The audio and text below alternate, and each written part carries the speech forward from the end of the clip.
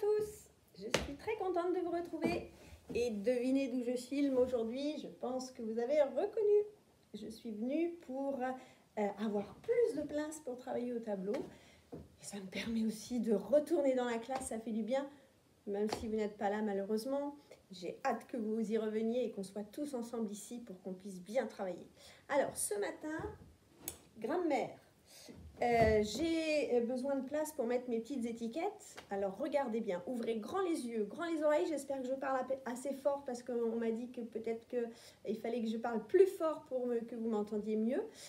Donc ouvrez grand les yeux, les oreilles pour cette leçon de grammaire. Voici mes étiquettes pour faire apparaître une phrase. Première étiquette, deuxième étiquette.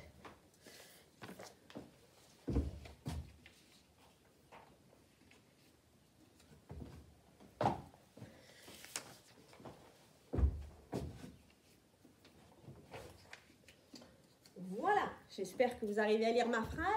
Hier, tu préparais des crêpes gentiment dans la cuisine.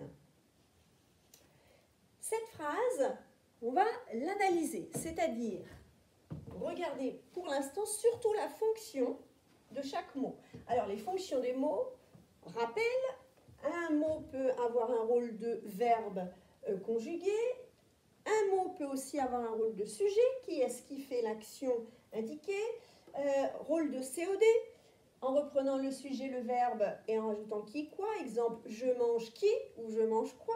Et puis le COI, en reprenant le sujet, le verbe, à qui, à quoi, de qui, de quoi.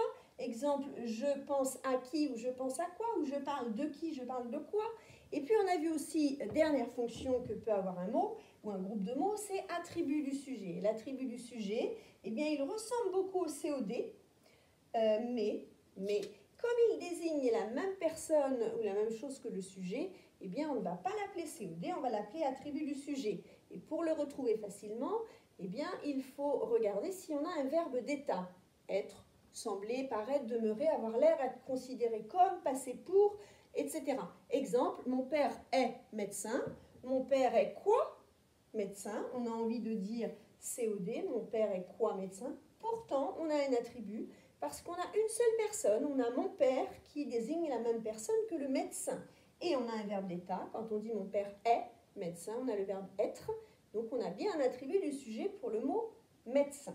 Alors, regardons notre phrase. Hier, tu préparais des crêpes gentiment dans la cuisine. On va chercher la fonction des mots de cette phrase. En premier, je vous conseille de chercher le verbe conjugué.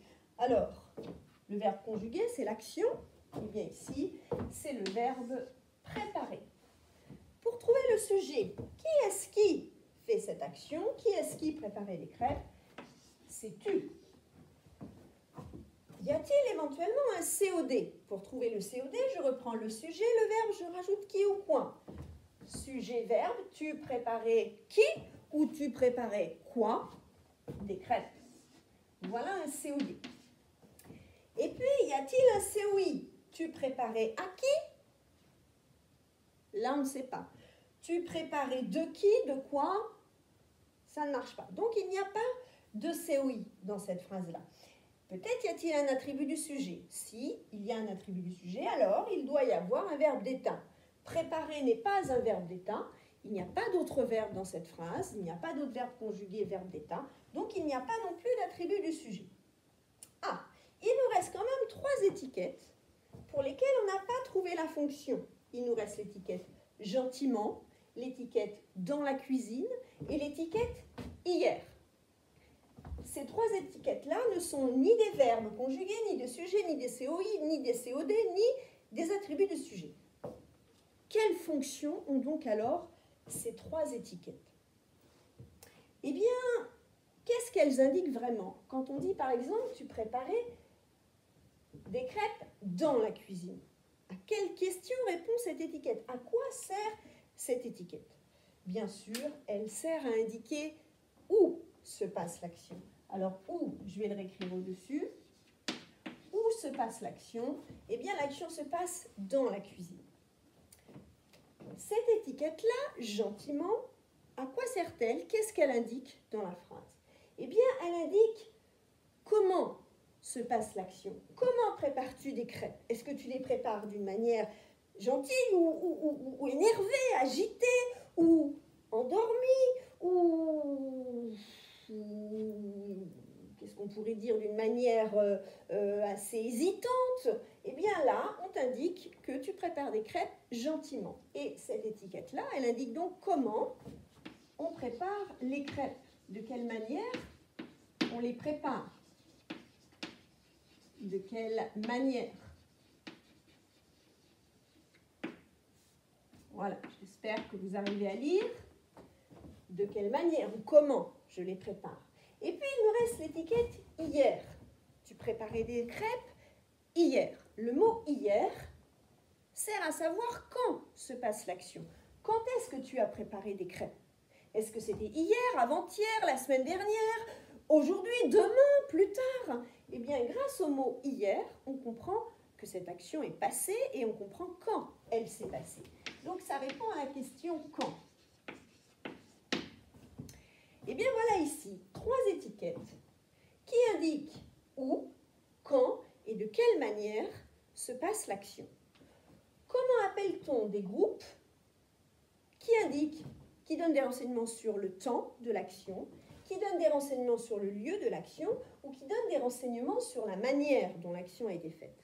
Eh bien, rappel des années précédentes, on appelle ça des compléments circonstanciels. Compléments circonstanciels. On appelle ça aussi dans les classes pour les plus jeunes, on appelle ça des compléments de phrases.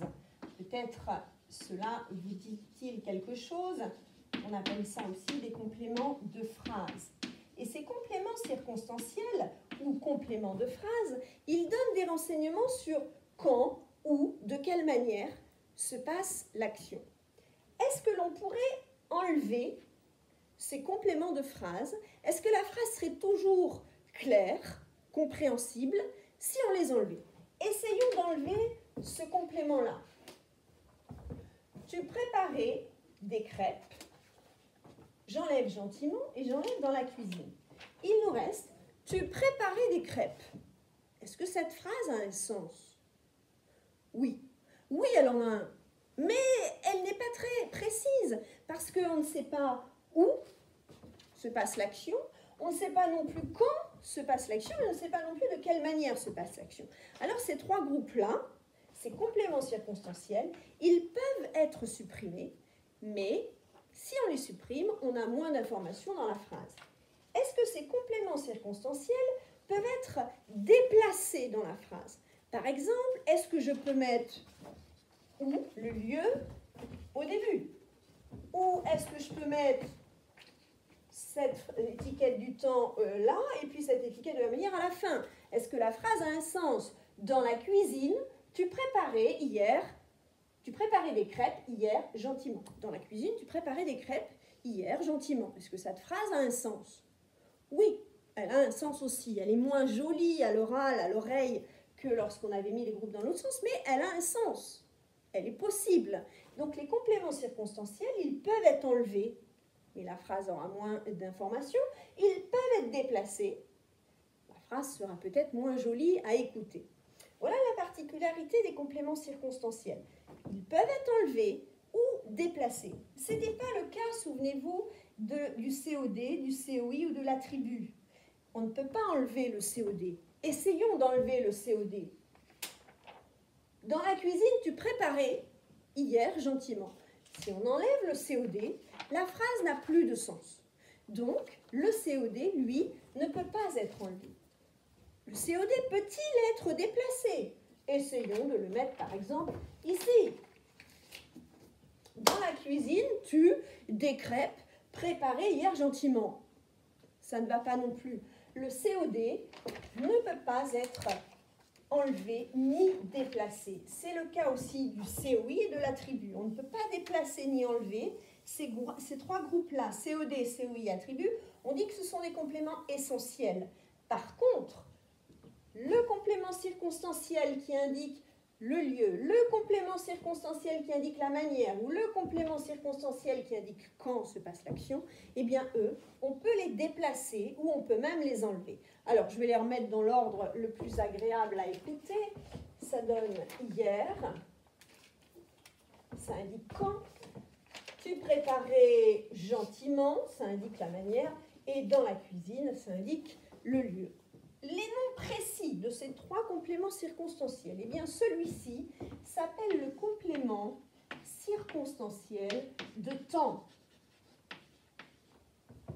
Et il répond à la question quand. Quand est-ce que cette action a eu lieu? Celui-ci s'appelle le complément circonstanciel de manière. Et il répond à la question de quelle manière l'action a-t-elle eu lieu? Et puis celui-ci s'appelle le complément circonstanciel de lieu. Il indique où l'action a eu lieu. Voilà, alors ces compléments circonstanciels, on peut les rajouter sur notre affiche, car voilà des nouvelles fonctions de mots. Alors je prends un feutre Velleda, un marqueur. Donc les mots peuvent être des verbes conjugués, des sujets, des COD, des COI, des attributs. Eh bien, nouvelle petite étoile, les groupes de mots peuvent aussi être des compléments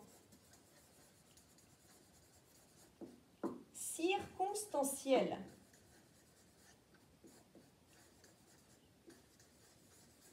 Alors, quels sont les compléments circonstanciels qui existent? Eh bien, on a le complément circonstanciel de temps. Je vais l'appeler CCT. Et il répond à la question quand. On a le complément circonstanciel de manière. Je vais l'appeler CCMA. Je vais vous expliquer pourquoi. Complément circonstanciel manière qui répond à la question de quelle manière ou comment. Et puis, on a aussi le complément circonstanciel de lieu, je vais l'appeler CCL, qui répond à la question où. Où se passe l'action? Alors, si j'ai mis CCMA, manière, c'est parce que l'an prochain au collège, vous verrez un autre complément circonstanciel qu'on appelle le complément circonstanciel de moyen. Et CC moyen, eh bien, à ce moment-là, en abrégé, on l'écrit plutôt CCMO. Ne pas confondre CCMA, la manière, et CCMO, le moyen. Et si je mets juste CCM, je ne sais pas si je parle du moyen ou de la manière. C'est pour ça qu'on précise en général MA pour la manière et MO pour le moyen. Alors, le complément circonstanciel de moyen, je vous en parle très brièvement, ça indique avec quel moyen, avec quel outil je fais mon action, avec quel outil ou avec quel moyen. Par exemple, tu prépares des crêpes avec une poêle. Ça, c'est le moyen. Gentiment, par contre, c'est un adverbe de manière qui indique de quelle manière tu fais l'action, alors que le moyen, c'est avec quel outil. Ou bien, tu épluches une pomme au couteau. Le couteau, c'est le moyen. Donc le moyen, on parle plutôt d'un objet, d'un outil qu'on va utiliser, alors que la manière, c'est plutôt un comportement. Le comportement, avec quel comportement je fais des crêpes ou avec quel outil je fais des crêpes. Si je parle d'un outil, d'un objet, c'est le moyen. Si je parle d'un comportement, c'est plutôt la manière. Bon, ça c'est un complément circonstanciel qui existe, dont on ne parle pas normalement cette année, vous en reparlerez plus tard au collège. Sachez déjà que ces trois compléments circonstanciels du temps, la manière et le lieu, qui répondent à la question quand, de quelle manière et où, sont des groupes que l'on peut éventuellement supprimer, que l'on peut déplacer, mais ils servent surtout à rendre la phrase plus claire, plus compréhensible, plus précise, et il faut les mettre au maximum, ne pas les supprimer et essayer de les mettre, si possible, dans le meilleur ordre pour que la phrase soit agréable à écouter à l'oreille. Voilà, alors c'est ce que je voulais vous apprendre aujourd'hui, une nouvelle fonction de mots, les compléments circonstanciels. Normalement, vous en avez déjà parlé l'année dernière, on les appelle les compléments circonstanciels ou les compléments de phrase ou des compléments non essentiels. parce qu'on peut les supprimer alors que les autres sont essentiels. Eh bien, toutes ces déterminations-là, toutes ces dénominations-là, parlent des compléments qui indiquent où, de quelle manière, quand, éventuellement avec quels moyens, ou à cause de quoi aussi. Un autre complément qui existe, c'est le complément séquentiel de cause, vous en parlerez aussi au collège. Eh bien, tous ces compléments-là sont des compléments qui donnent beaucoup plus d'informations à la phrase, et il faut penser, quand vous produisez une phrase, à les utiliser pour que votre phrase soit claire et compréhensible par tous. Voilà, je vous laisse pour maintenant travailler sur votre cahier jaune avec l'aide de votre livre sur ces compléments circonstanciels. Je vous explique tout sur les exercices à faire. Regardez bien sur Classe Dojo. Bye bye, je vous retrouve dans quelques minutes pour les mathématiques. À tout de suite.